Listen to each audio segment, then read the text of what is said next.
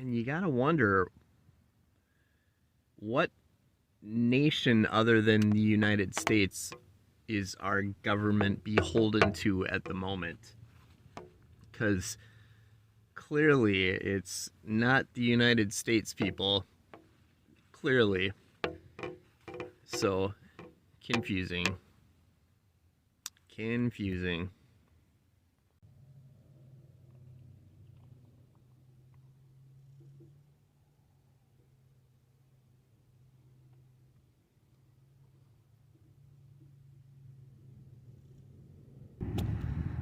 So it's finally warming up here.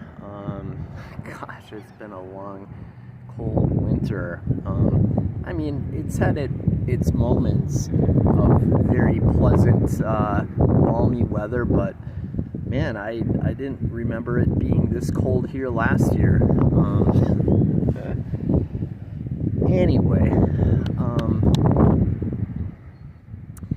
you know, I think I should confess a little thing to you about why the production value of my videos is so minimal versus what I'm actually capable of if I put in a little more effort. No one watches my videos. Let's be honest.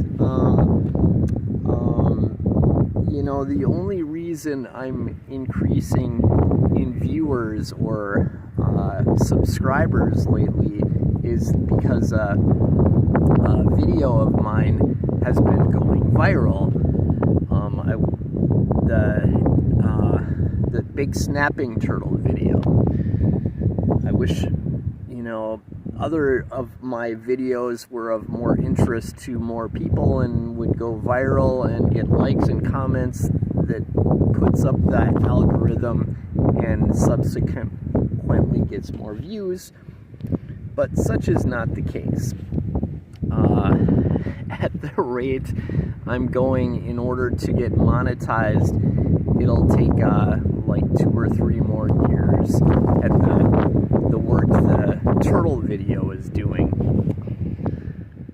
Anyway, you know, I really feel that I should make some comments about what's happening in Europe right now, and how I hope at least 80% of the American public doesn't continue to have the wool pulled over their eyes. This all happened because of our energy policies. Like, the first thing on day one last year when Biden got in office, he shut down the Keystone XL pipeline. Oil was like $50 some a barrel. Well, he effectively made Vladimir Putin very rich by driving the price of oil on the international market up and up and up and up. And we're, you know, Russia is like the 3rd largest producer of oil in the world. That's where he got the money to fund his little invasion. And you know, the response, if you watch the news religiously like I do and know what's going on, know the viewpoints and the histories, and, you know, get into what it actually means, what's going on. You know, I had a gut reaction when we invaded Iraq. It's like, okay, when the war started in Iraq, it's like, okay,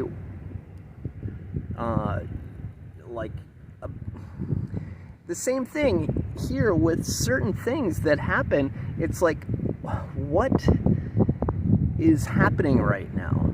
It's like when Biden tried to forecast a few weeks ago that the day and practically hour that Putin was gonna invade Iraq,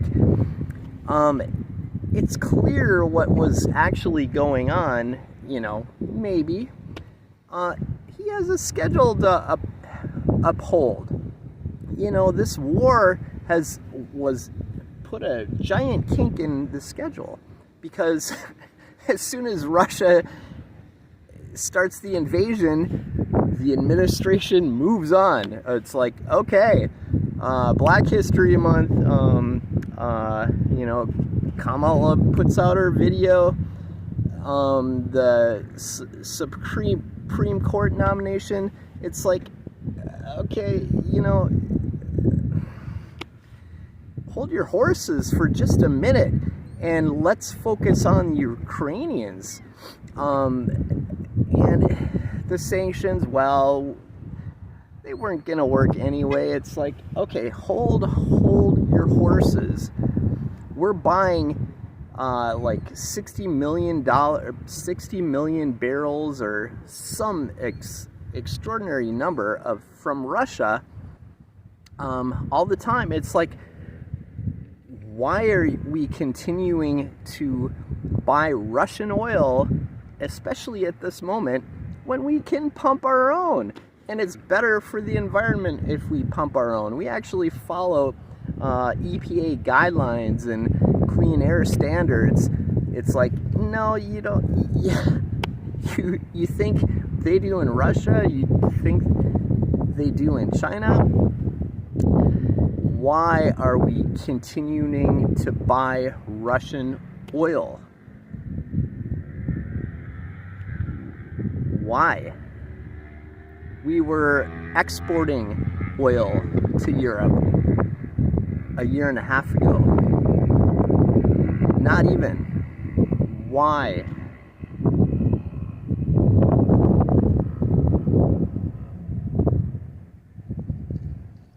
Why didn't we get more defensive arms across the border into Ukraine ahead of the war, when we knew it was coming 100%?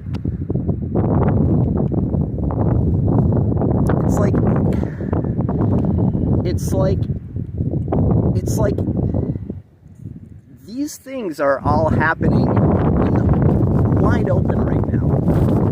The curtain's been thrown open for weeks and months. They're standing there in the king's new clothes. The king's new clothes are invisible. It was a hoax. It was a fraud. I don't know if I'm getting the title of the story right, but whatever. It's all out in the open, and they still communicate to the public as though we are completely stupid, or what is even more scary to contemplate is that they're just one step ahead of Google, covering up all their tracks where they can lie, and who can find the truth? Google's not doing their part. Facebook's not doing their part. Oh, and so much hypocrisy, it makes your head spin. Look at, 10 days ago in Canada, the administration encouraging the crackdown on the freedom-loving patriot Canadians. And it's like, okay, so zoom up ahead 10 days later, and it's like, supposedly, oh, we're for democracy, we're for defending democracy, defending freedom throughout the world. It's like, okay, 10 days ago, you kind of crafted an experimental model of what you were going to do to your own citizens once they started their freedom march. And like, to the truckers in Washington or wherever they are right now across the country, I think it's time to shift from COVID mandates to just getting back to the standard of energy independence. That's what we should be focused on right now, because that's where it all went wrong. That's where the big deception of, you know, it's like children. Okay, if we want to pretend that getting our oil from another country where they don't have environmental regulations, where they're polluting, where they're you know, destroying the natural environment everywhere, you know, we can pretend that that isn't going on. We can pretend that the oil we pump in our cars in the U.S. is not dirty oil. I mean, you gotta think what percentage of you know, how good for the environment our oil or our energy is, as opposed to wherever we get it from. Russia, the Middle East, Iran. Imagine. This oil is not only dirty, it's bloody. It's bloody. And what adults in our government can tolerate that for a day longer? It's ridiculous. And you know, there's so much to break down on this. The cost. Biden stands up and says, you know, the cost of defending democracy. It's like, no, it doesn't have to cost us a dime, because we can pump our own oil. Defending democracy in the world just means you need to grow a backbone and do the right thing, and not these shady backroom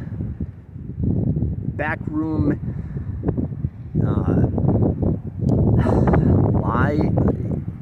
Everything. It's the hypocrisy will make a normal person's head spin. You know, it's like, but the show must go on. The show must go on. You know, Biden probably has a very big week ahead. This and that and the other thing, and making you know, spin. You know, I can't wait to see what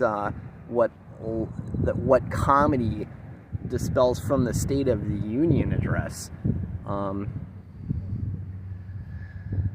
man, this is gonna be epic. I mean, if you're a history watcher, this State of the Union is gonna be epic, because it's not gonna be based in reality. Anyway, you know, my next video is gonna be a review on for Death on the Nile, which I saw last week, and had some very good things, positive things to say about it, and but I'll get to that. Meanwhile, fossil hunting in Galveston is going great. This weekend the weather has been very bad, but very cold, but I've found some of the best fossil crabs to date, I think. I mean, I've found so many of them, but the collection continues to get very interesting, and every time I go crabbing, I think it's for the last time, because I think I've found every last crab, but my developing expertise in locating them, or you know, the conditions where they're optimal to find, continues to advance. I'm gonna be focused on a few things in the coming days and weeks. Hoversled is constantly on my mind. I'm constantly working on new designs, improving old ones, and I really gotta find a way to bring it back to life somehow. It's not going to be all that complicated unless we make it complicated. Because I mean, you can start small or start big, whatever you want to do. Let me be the guide.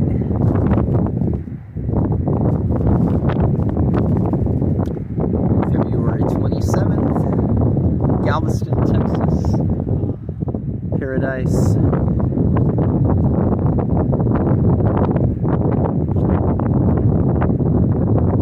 Like, comment, subscribe.